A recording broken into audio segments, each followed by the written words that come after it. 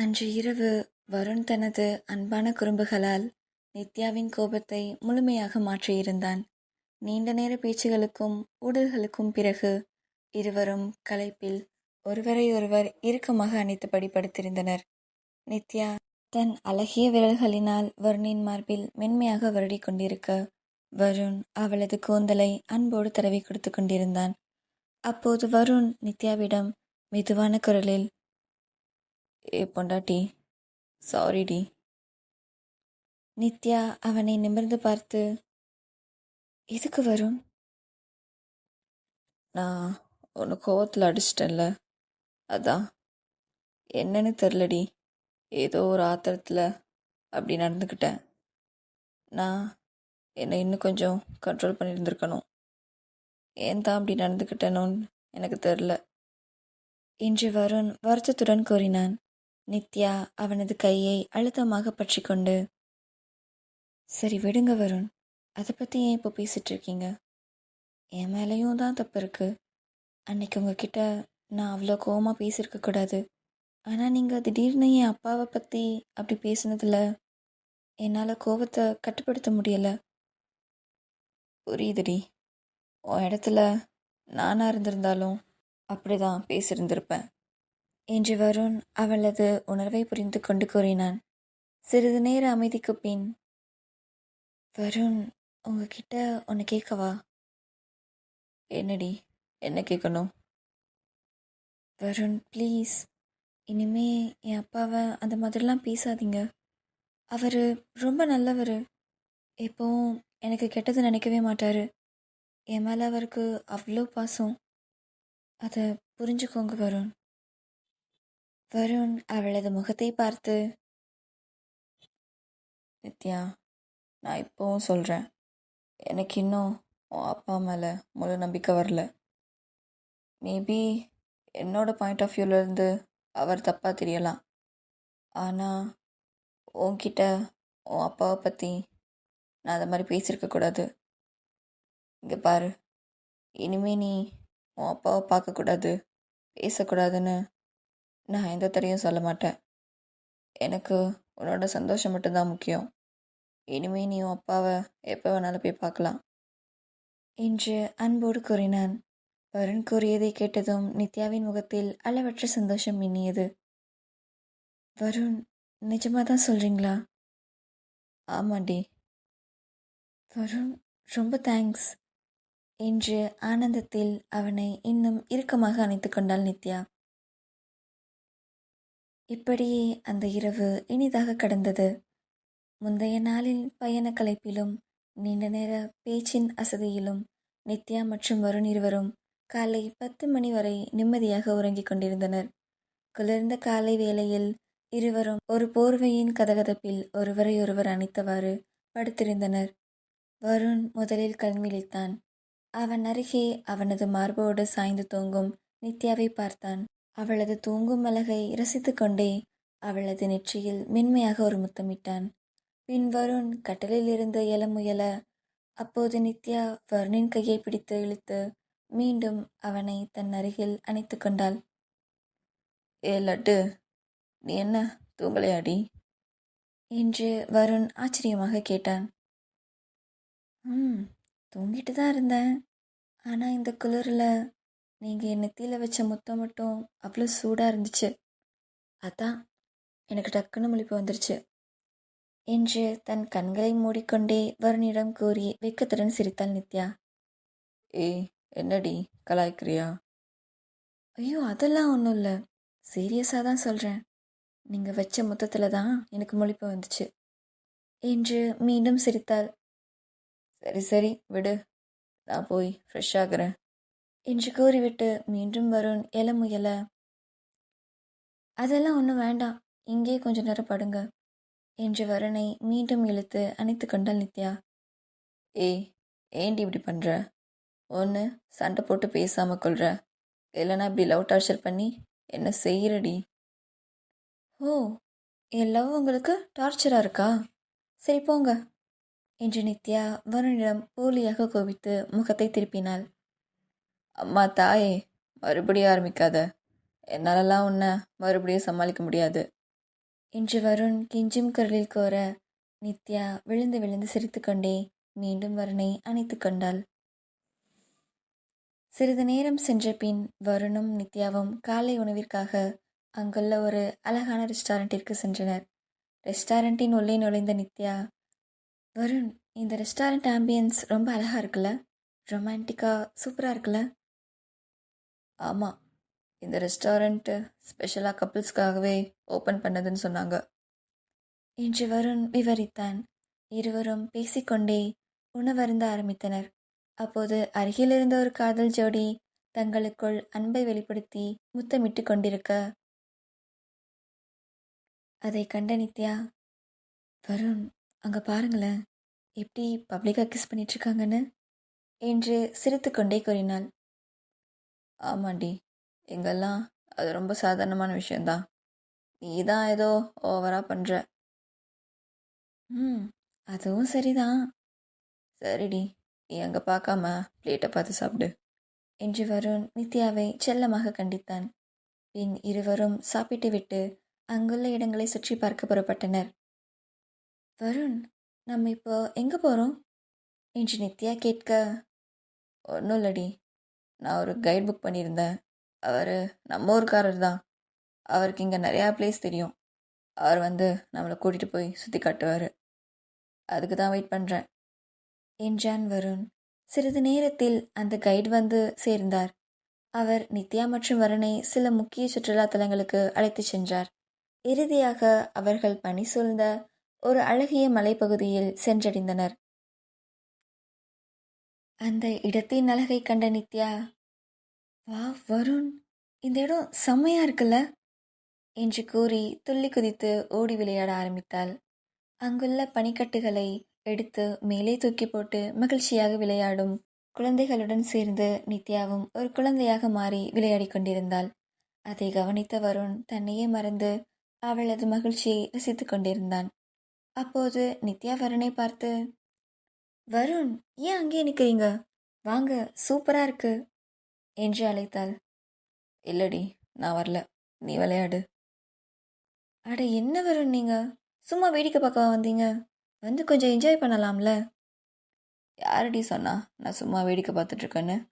நானும் என் பொண்டாட்டியை சைட் அடிச்சுட்டு என்ஜாய் பண்ணிட்டு தானே இருக்கேன் என்று வருண் கூற, நித்யாவின் முகம் வெக்கத்தில் சிவந்தது. நீங்கள் எப்படிலாம் சொன்னால் கேட்க மாட்டீங்க, வாங்க என் கூட என்று நித்யா ஓடி வந்து வருணின் கையை பிடித்து இழுத்தாள். ஏய் ஏய், கையை விடுடி, நான் தான் வரலன்னு சொல்கிறல்ல என்று வருண் மறுக்க, நித்யா அவனது கையை விட்டுவிட்டு கீழே இருந்த பனியை திரட்டி வருணின் மீது எறிந்தாள். ஏ பைத்தியக்காரி, ஏன் மேலையா எறிகிற? இருடி, உன்னை என்ன பண்ணுறேன்னு பாரு என்று கூறிவிட்டு நித்யாவை துரத்தி சென்று அவனும் அவள் மீது பனியை தூக்கி எறிந்தான். இவ்வாறு இருவரும் அங்கு சிறுபிள்ளை போல மகிழ்ச்சியாக விளையாடி கொண்டிருந்தனர். இப்படியே பல இடங்களை சுற்றி பார்த்ததில் இரவு நேரமும் நெருங்கியது. இருவரும் தங்களது ஹோட்டல் ரூமிற்கு வந்தடைந்தனர். வருண், இன்னைக்கு டே செம்ம ஜாலியாக போச்சுல என்று நித்யா கூறினாள். ஆமாட்டி பொண்டாட்டி, செம்ம டயர்டாக இருக்கு என்று தன் மேலாடையை கலற்றியவாறு வருண் கூறினான். சரி வருண், நான் போய் குளிச்சுட்டு வரேன் என்று நித்யா நகர முயல வருண் சட்டென்று அவளது இடையை பிடித்து தன் அருகே இழுத்தான். ஏய், எங்கடி போகிற? அதான் சொன்னனே, குளிக்க போகிறேன்னு. ஓ, அப்போ எங்களுக்கெல்லாம் குளிக்கணும்னு இருக்காதா என்று வருண் குறும்புடன் கேட்டான். சரி, அப்போ நீங்களே போய் ஃபஸ்ட்டு குளிங்க, அடுத்து நான் குளிச்சுக்கிறேன் என்றாள் நித்யா. ஏய், அதெல்லாம் ஒன்றும் வேணாம், நீயும் இப்போவே குளி, நானும் இப்போவே குளிக்கிறேன் என்று வருண் கூற, நித்யாவுக்கு அவனது எண்ணம் புரிந்தது. நீங்கள் எதுக்கு பிளான் பண்ணுறீங்கன்னு எனக்கு தெரியுது, என்னாலாம் இன்னைக்கு முடியாது, ஏற்கனவே செம்ம டயர்டாக இருக்கு என்று நித்யா மறுத்தாள். ஏய் பொண்டாட்டி, அப்படிலாம் விட முடியாது, வா என் கூட என்று வருண் நித்யாவை குளியலறை நோக்கி அழைத்து சென்றான். வருண், சொன்னா கேளுங்க, நான் தான் வேண்டான்னு சொல்கிறேன்ல.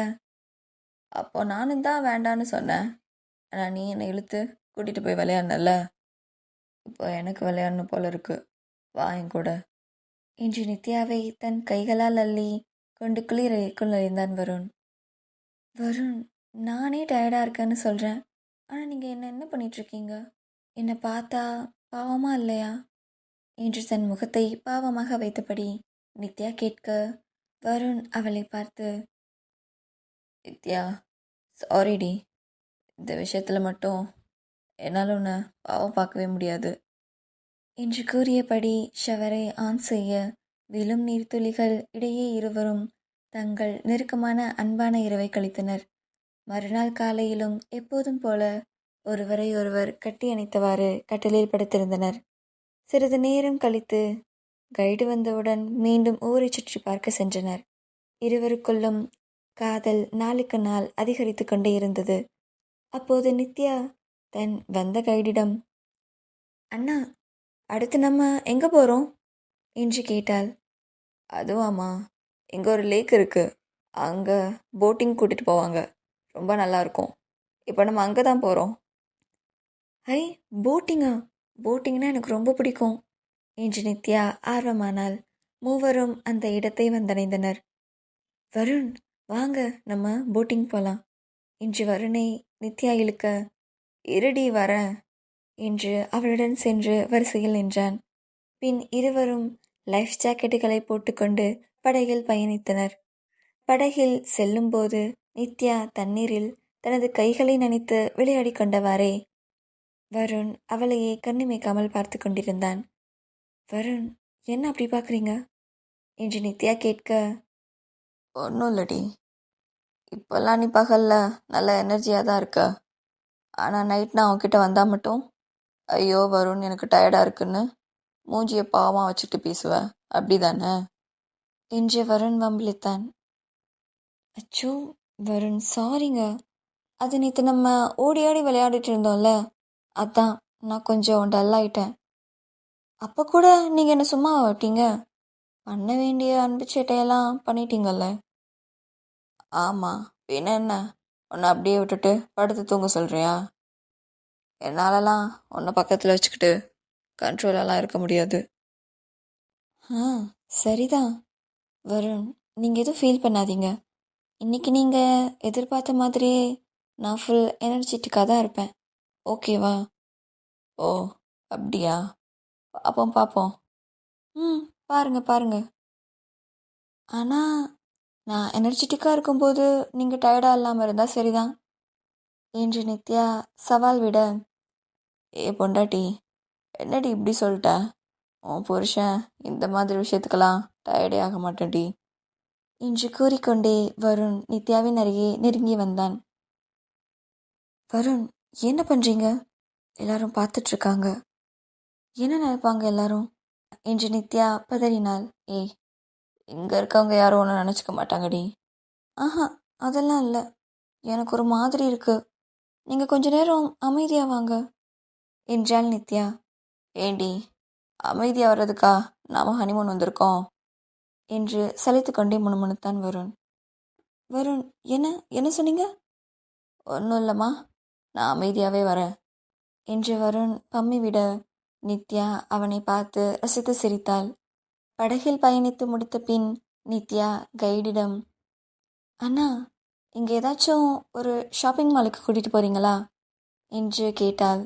சரிம்மா, இங்கே ஒரு மால் இருக்குது, எல்லா பொருளும் கிடைக்கும், நான் உங்களை அங்கே கூட்டிகிட்டு போகிறேன் என்றார்.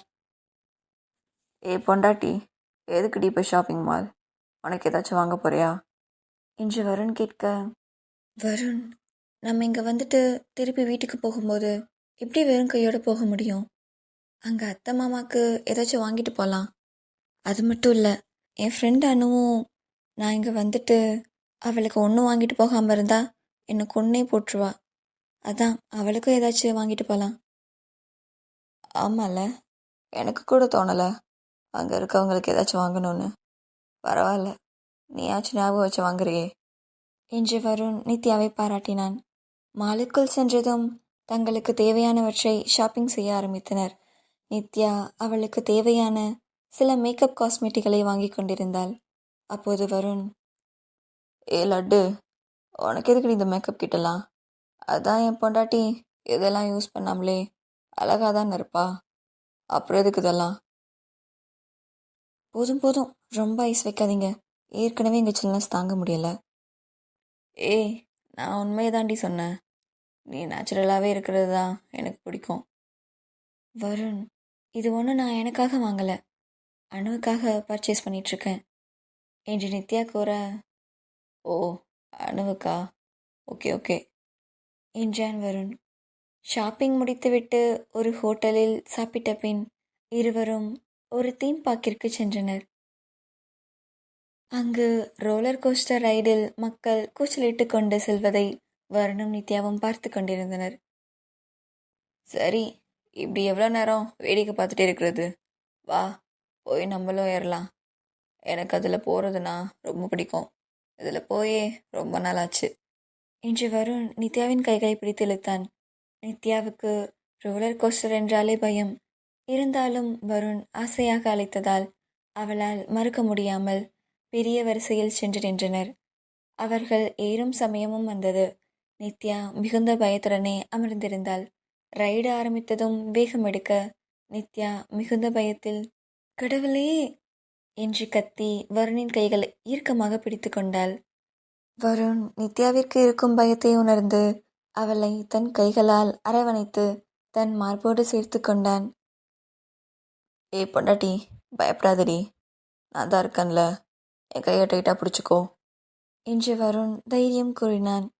ரைடு மெதுவாக வந்து நின்றதும், ஏய் பைத்தியம், முன்னாடியே சொல்லியிருக்க வேண்டியது தானே உனக்கு இந்த ரைடில் போகிறது பயம்னு என்று வருண் கூற நித்யா அவனிடம் ஏதோ கூற வந்தவள் சற்றென்று தனது கைகளால் வாயை மூடிக்கொண்டு அங்கிருந்து ஓடினாள்.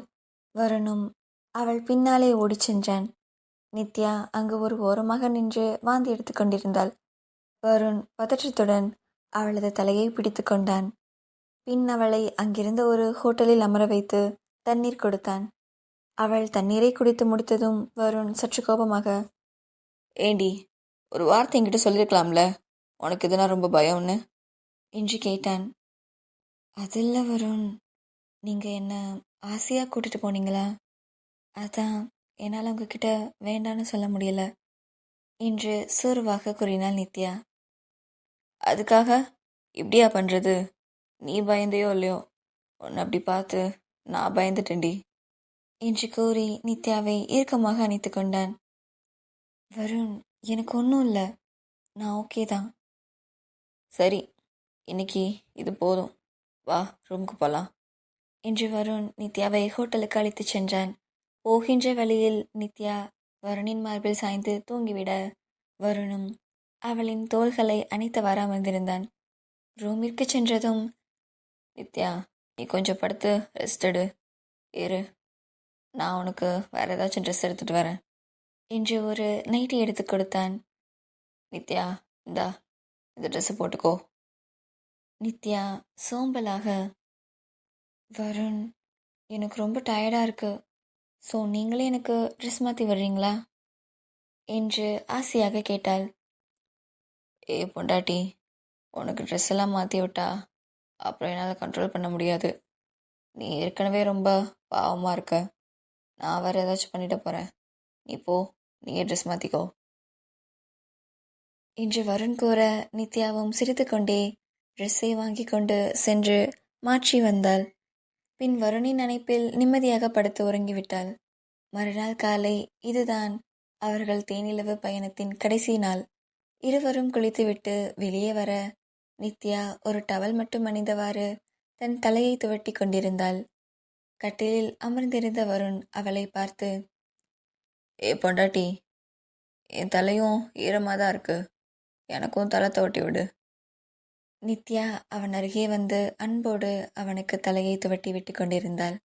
அப்போது வருண் நித்யாவின் மேனியில் தன் விரல்களால் மென்மையாக தடவினாள்.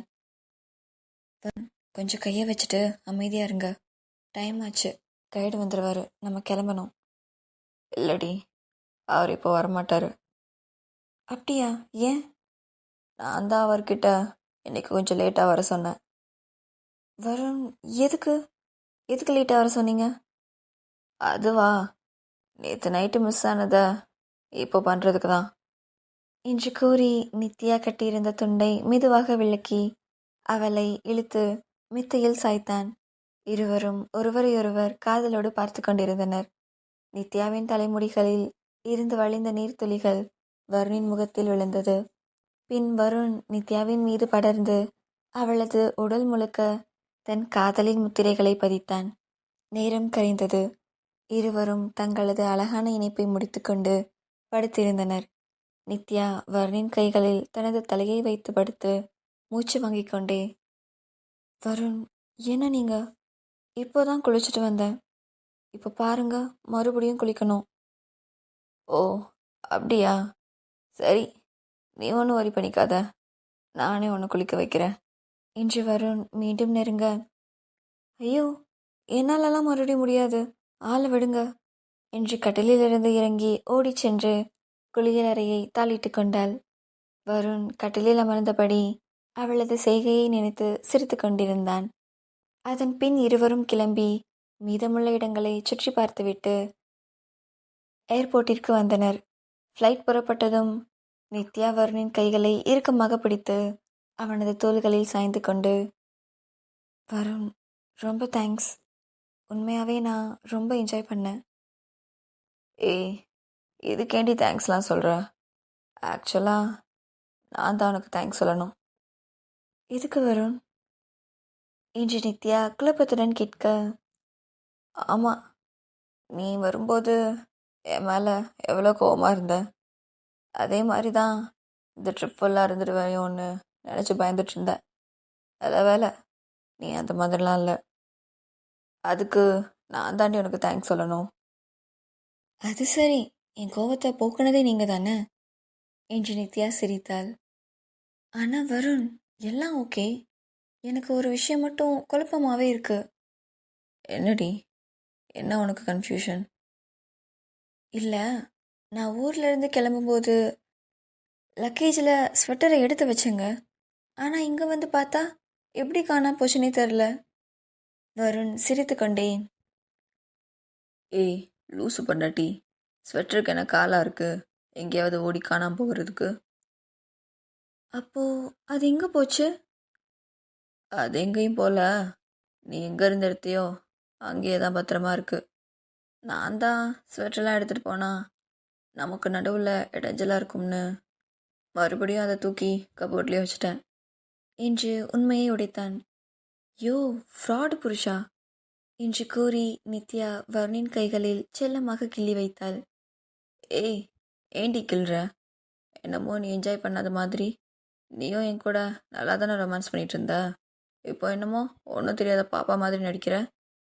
வருண், அமைதியா இருங்க. இல்லை இல்லைனா என்னடி பண்ணுவ? உங்களை அப்படியே கடிச்சு வச்சிருவேன் என்று இருவரும் செல்ல சண்டை போட்டுக்கொண்டே இந்தியாவை வந்தடைந்தனர். இங்கு வீட்டில் வருணின் தாய் பார்வதி வாசலையே பார்த்து கொண்டிருந்தார். ஏ பார்வதி, அவங்க வந்துடுவாங்க, நீ அம்மா இப்போ வாசலே நின்றுட்டுருக்க என்று வருணின் தந்தை கேட்டார். இல்லைங்க, 2 பேரும் சண்டை போட்டுட்டே போனாங்க. இப்போ வரும்போது அதே சண்டையில் தனித்தனியாக வந்துடுவாங்களோன்னு பயமாக இருக்கு. பார்வதி, அப்படியெல்லாம் எதுவும் நடக்காது, நீ அதை பற்றி யோசிச்சுட்டு இருக்காத என்று அவர் ஆறுதல் கூறிக்கொண்டிருக்கும் போதே அங்கு வந்த கேபில் இருந்து வருணும் நித்யாவும் மிகவும் சந்தோஷமாகவும் ஒற்றுமையாகவும் இறங்குவதைக் கண்டு பார்வதி நிம்மதி அடைந்தார். நித்யா, ட்ரிப் எப்படிமா இருந்துச்சு? நல்லா இருந்துச்சா என்று பார்வதி வரவேற்றார்.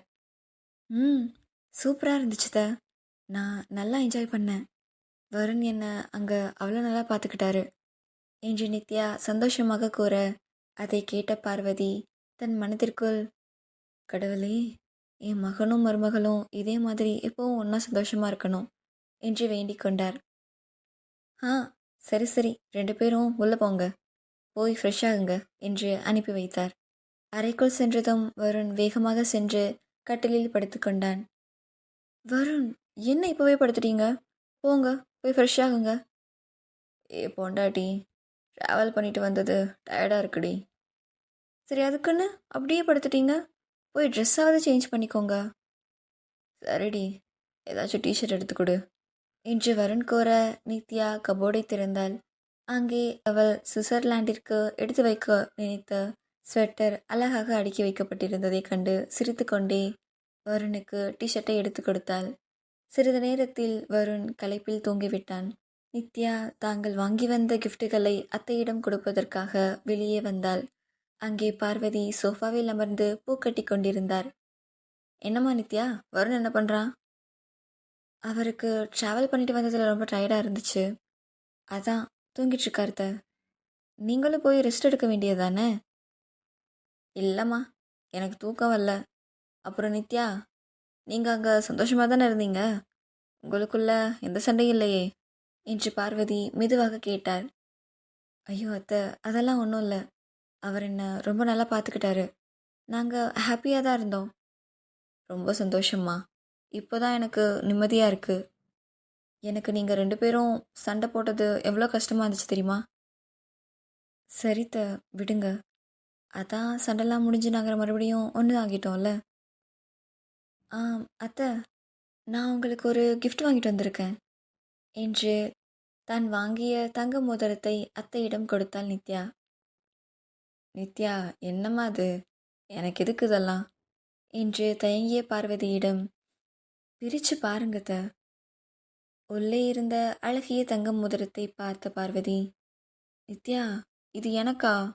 ரொம்ப அழகா இருக்கு என்று ஆசையாக அதை தன் விரல்களில் அணிந்து கொண்டாள். நித்யா, எனக்கு இந்த மோதிரம் நல்லா இருக்கா? அத்தை, இந்த மோதிரம் உங்கள் கைக்கு செம்ம அழகா இருக்கு. நான் கூட இது உங்களுக்கு பத்துமோ பத்தாதோன்ட்டு பயந்துட்டே இருந்தேன். நல்ல வேலை, உங்களுக்கு கரெக்டாக இருக்கு. என் மருமக எனக்காக ஆசையாக வாங்கிட்டு வந்தது எப்படி எனக்கு பத்தாமல் இருக்கும்? அத்தைக்கு மோதிரம்லாம் வாங்கிட்டு வந்திருக்க, உனக்கு அத்தை என்ன தரட்டும்? என் மருமகளுக்கு என்ன வேணும் என்று பார்வதி அன்போடு கேட்டார். அத்தை, எனக்கு உங்கள் ஸ்டைலில் சாம்பார் சாதம் மட்டும் பண்ணி கொடுங்க, அது போதும். அங்கே அந்த ஊர் சாப்பாட்டை சாப்பிட்டு நாக்கே செத்து போச்சு. நீங்கள் உங்கள் கையால் எனக்கு சாம்பார் சாதம் மட்டும் வச்சு கொடுங்க.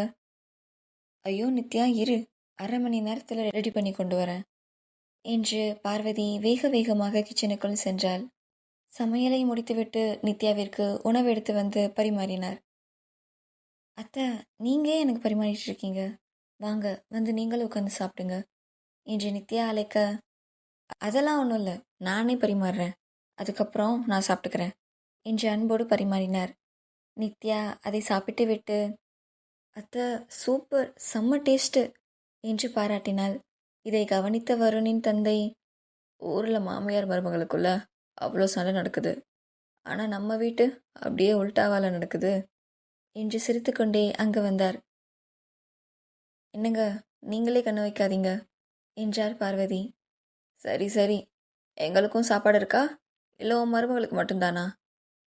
அதெல்லாம் இருக்கு, வாங்க வந்து நீங்கள் உட்காந்து சாப்பிடுங்க என்று கணவரையும் அழைத்தார் பார்வதி. அப்போது நித்யா, மாமா, நான் உங்களுக்காக ஒரு கிஃப்ட் வாங்கிட்டு வந்திருக்கேன் என்று அவருக்காக வாங்கி வந்த கை கடிகாரத்தை கொடுத்தாள். நித்யா, ரொம்ப அழகா இருக்குமா என்று அவரும் மகிழ்ச்சி அடைந்தார். பார்வதி நித்யாவை பார்த்து, சரி நித்யா, எங்கள் எல்லாருக்கும் பிடிச்சதை வாங்கி கொடுத்துருக்கா, உனக்கு என்னம்மா வேணும்? அத்தை, அதான் நான் கேட்டதை நீங்கள் பண்ணி கொடுத்துட்டீங்களே, அப்புறம் என்ன? இல்லை, நீ இப்படியெல்லாம் கேட்டால் சொல்ல மாட்ட, இரு, நானே ஏதாச்சும் எடுத்துகிட்டு வரேன் என்று தன் அறைக்குள் சென்ற பார்வதி ஒரு அழகான தங்க விளையலை கொண்டு வந்து நித்யாவின் கைகளில் மாட்டினாள். ஐயோ அத்தை, எனக்கு எதுக்கு இதெல்லாம்? வேண்டாம். நித்யா, நீ கொடுத்தப்போ நாங்கள் வாங்கினோம்ல, அதே மாதிரி நாங்கள் கொடுக்கும்போது நீயும் எதுவும் சொல்லாமல் வாங்கிக்கணும். இது உனக்கு ரொம்ப அழகாக இருக்கும்மா. சரி, டைம் ஆச்சு, நீ போய் தூங்கு என்று அனுப்பி வைத்தார். நித்யா தன் அறைக்குள் நுழைந்தபோது வருண் அவனது ஏஜிஎம்முடன் ஃபோனில் பேசிக்கொண்டிருந்தான். ஃபோன் பேசி முடித்துவிட்டு நித்யாவின் அருகே வந்தவன் அவளை பின்னாடி இருந்து இறுக்கமாக அணைத்து கொண்டான். வருண், பசிக்குதா, சாப்பிட்றீங்களா என்று நித்யா கேட்க, இல்லடி, பசிக்கலை. சரி, என்கிட்ட ஏதாச்சும் ஒரு சேஞ்ச் தெரியுதான்னு பாருங்க என்று நித்யா கேட்க, இல்லையே, அப்படி எதுவும் தெரில, ஏண்டி? வருண், என் கையை பாருங்க என்று அவளது கையை நீட்டி அத்தை கொடுத்த வளையலை காட்டினாள். ஏய், இது அம்மாவோட வளையல் தானே? ஆமாம், அத்தை தான் எனக்கு ஆசையாக போட்டு விட்டாங்க. நான் அவங்களுக்கு கிஃப்ட் பண்ணேன்ல, அதான் எனக்கு இந்த வளையல போட்டு விட்டாங்க. எப்படி இருக்கு? ஏய், செம்மையா இருக்குடி. பார்த்தீங்களா? உங்கள் அம்மா என் மேலே எவ்வளோ பாசமாக இருக்காங்கன்னு. ஆமாம், என் பொண்டாட்டிய யாருக்கு தான் பிடிக்காது? என்று கூறியபடி நித்யாவின் நெற்றியில் அன்போடு முத்தமிட்டான் வருண். இருவரும் தங்களது புதிய வாழ்க்கையை மகிழ்ச்சியோடு தொடங்கினர்.